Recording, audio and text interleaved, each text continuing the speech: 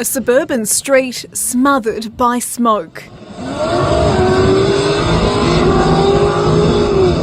A white Holden Commodore with no plates turns onto Sainsbury Road in O'Connor. The driver lets loose.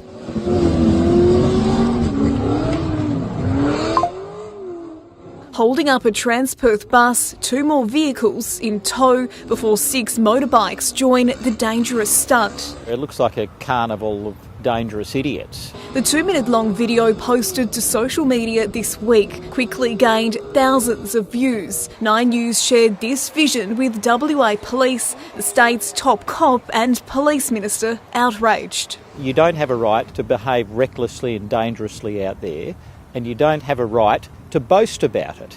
Road policing officers now looking into the reckless behaviour which happened outside of Fremantle Cemetery. Comments on the post suggest the stunt was a tribute. If found to be a criminal offence, charges could be laid. We're coming after you.